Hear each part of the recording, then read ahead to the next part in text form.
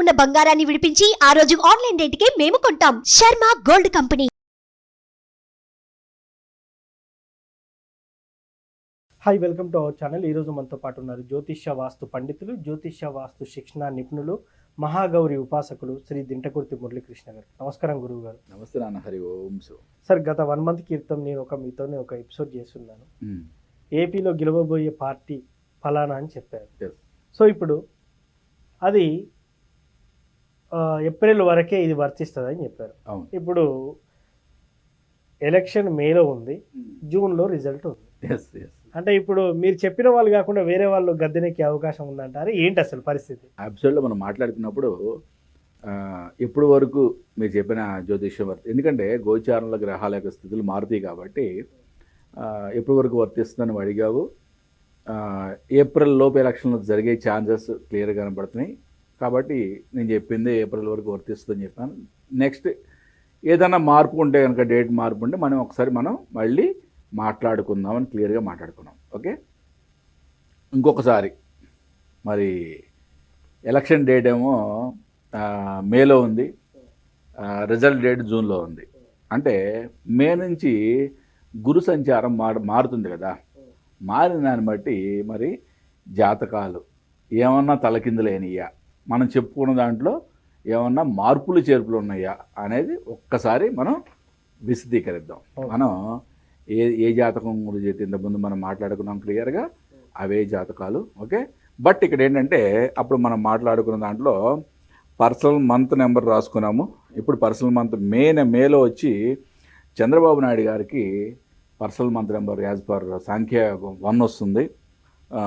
YS జగన్కి కూడా 1 వస్తుంది. నెక్స్ట్ పవన్ కళ్యాణ్ గారికి పర్సనల్ మంత్ నెంబర్ మేకి 6 నెంబర్ వస్తుంది. ఈ సాంఖ్యయోగం ప్రకారం అంటే ఇక్కడ దీంట్లో కూడా ఈ పర్సనల్ మంత్లో కూడా చాలా క్లియర్గా చంద్రబాబు నాయుడు గారికి వైఎస్ జగన్ గారికి పోటాపోటీనే ఉంది. ఓకే, నెక్స్ట్ పవన్ కళ్యాణ్ గారు కూడా మే 6 నెంబర్ రావడం కూడా చాలా మంచి శుభసూచకమే. నెక్స్ట్ మనం ఆస్ట్రాలజీ పరంగా అంటే ఏప్రిల్ ఎండింగ్ వరకు గురు సంచారం మేషంలో ఉంది. ఓకే, ఇప్పుడు మే 1 నుంచి గురువు వృషభంలోకి మారుతున్నాడు. ఇప్పుడు మనకి మే 13 ఎలక్షన్లు అంటున్నారు. నెక్స్ట్ జూన్లో వచ్చేప్పటికి మనకి రిజల్ట్ డేట్ అని చెప్తున్నారు.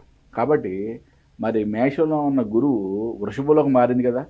మరి వీళ్ళ యొక్క ముగ్గురు జాతకాలు ఒక్కసారి ఈ గురు బలం ఏ విధంగా పెరిగిందా తగ్గిందా, అంటే ఫైనల్గా రిజల్ట్ ఏ విధంగా రాబోతుంది అంటే మనం చెప్పుకున్న ఇంతకుముందు మనం మాట్లాడుకున్న దాంట్లో ఏమన్నా మార్పులు చేర్పులు చేసుకోవాల్సిన అవసరం ఉందో ఒకసారి మనం డిస్కస్ చేసుకుందాం. ఇక్కడ చంద్రబాబు నాయుడు గారి జాతకంలో గోచార గురువు జన్మ చంద్రుడి మీదకి రావటం, గజకేసరి యోగం.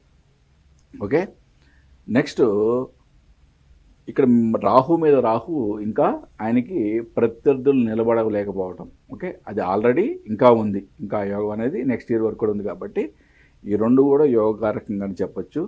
శని రాహులు కూడా చాలా బలంగానే ఉన్నారు ఈయనకి. ఓకే, నెక్స్ట్ వైఎస్ జగన్ గారు. వైఎస్ జగన్ గారికి జన్మ శని మీద గురువు యొక్క సంచారం ఏర్పడుతుంది. అంటే ఇది ఒక మంచి శుభ సూచకం. బట్ శని రాహువుల యొక్క కలయిక ఇంపార్టెంట్. మనకి రవి బుధులు, శని రాహువులు. రవి బుధులు అనేవి మనకి పాత రాజకీయాలకి, కొత్త రాజకీయాలకి అంటే కుళ్ళు రాజకీయాలకి ఏమో రాహువు శని ఇంపార్టెంట్. ఓకే, ఏ బలాలు ఏ విధంగా ఉన్నాయో చూద్దాం ఒకసారి. రాహువు శని వచ్చేప్పటికి 1, 2, 3, 4, 5, 6 షష్టాష్టకం ఏర్పడినాయి. అంటే 5వ స్థానంలో ఉన్న గురువు 6వ స్థానంలోకి వెళ్తాం అనేది వైఎస్ జగన్ గారికి అంటే పాత జాతకం కన్నా ఇప్పుడు ఇంకా కొంచెం బలం తగ్గింది అని చెప్పచ్చు. ఓకే, నెక్స్ట్ పవన్ కళ్యాణ్ గారిది ఈ జాతకంలో చూద్దాం. ఈయనకి జన్మ శని మీదకి గురు సంచారం ఏర్పడింది. జన్మ రాహువుకి జన్మ శనికి ఆల్రెడీ సంబంధం ఉంది. జన్మ రాహువుకి జన్మ చంద్రుడికి గురువుకి ఇప్పుడు ఏర్పడబోతుంది. జన్మ కుజుడికి గురువుకి సంబంధం ఏర్పడబోతుంది. ఈయనకి ఇంతకుముందు మనం మాట్లాడుకున్న దానికన్నా ఇంకా అద్భుతమైన జాతకం బలం పెరగబోతుంది. అంటే మనం ఇంతకుముందు మాట్లాడుకున్నది ఈ తెలుగుదేశం పార్టీ అండ్ జనసేన కూటమి గెలవడం ఖాయం, నల్లేరు మీద నడక అని చెప్పుకున్నాం.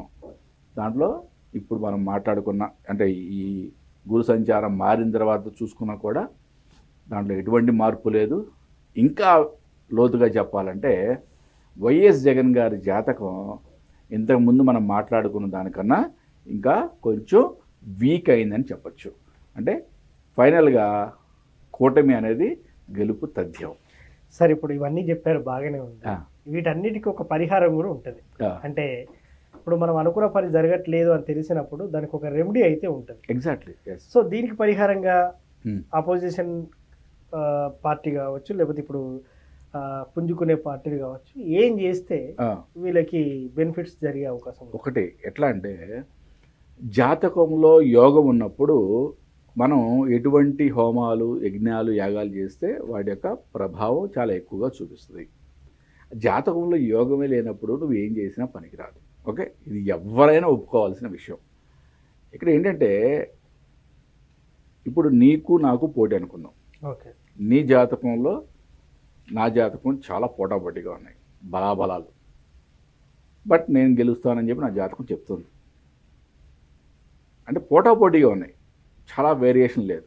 అప్పుడు నువ్వు తాంత్రికులను పిలుచుకున్నావో, మాంత్రికులను పిలుచుకున్నావో, రాయశ్యామల యాగం చేసావో, లేకపోతే వామాచారంలో ఇంకేదైనా పూజలు చేసావో చేస్తే 100% నువ్వే గెలుస్తావు.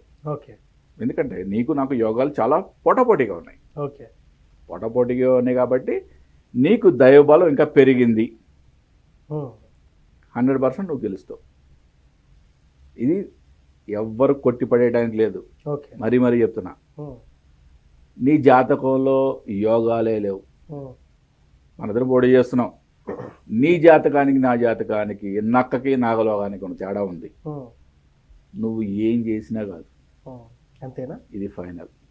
ఓకే, నువ్వు ఏం చేసినా అది కొంతవరకు ఉపయోగపడేదే. కానీ జాతకంలోనే యోగం లేకుండా నేనేదో రాజశ్యామల యాగం చేస్తా, లేకపోతే నేనేదో వామాచారంలో చేస్తా, అది కాదు కదా, ఉపయోగకారి కాదు. ఇప్పుడు కేసీఆర్ గారు ఓకే, ఆయన ఫస్ట్ ఎలక్షన్ జరగకముందు రాజశ్యామలో చేశారు, ఎలక్షన్లో గెలిచి ముఖ్యమంత్రి అయిన తర్వాత రాజశ్యామలో చేశారు, మొన్న ఎలక్షన్ల ముందు రాజశ్యామలో చేశారు.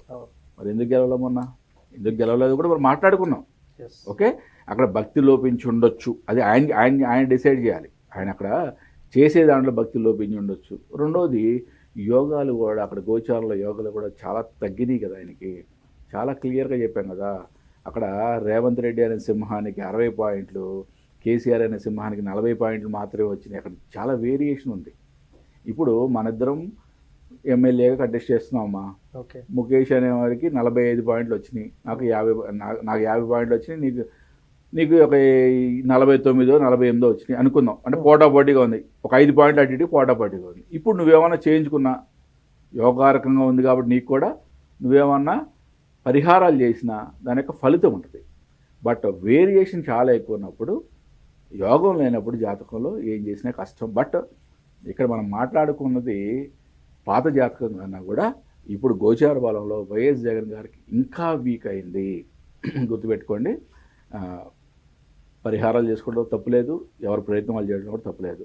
Okay, but as per my knowledge, నాకు ఈ అమ్మ ఇచ్చిన నా యొక్క జ్ఞానాన్ని, నా యొక్క పరిధిని నేను ఆలోచించి చెప్పేది ఏంటంటే అది ఎంతవరకు ఉపయోగపడుద్ది అనేది ఇక్కడ యోగాలు అయితే అంత అద్భుతమైన యోగాలు కనిపించట్లేదు. ఓకే సార్, మొత్తానికి మనం దీని ప్రకారం చూసుకున్నట్టయితే కూటమికి అవకాశం ఎక్కువ ఉంది. అవకాశం ఎక్కువ కదా నాన్న, నల్లేరు మీద నడక అని చెప్తున్నారు. సో ఇప్పుడున్న ముఖ్యమంత్రి జాతకం కొంచెం వీక్ ఉంది, అది నెక్స్ట్ అవకాశం లేదని చెప్తున్నారు. చూద్దాం సార్, ఎట్టగేలకు జూన్లో రిజల్ట్ వస్తుంది, ఆ ఫలితాన్ని ఆధారంగా చేసుకొని ఎవరు గెలుస్తారని చూద్దాం. Thank you.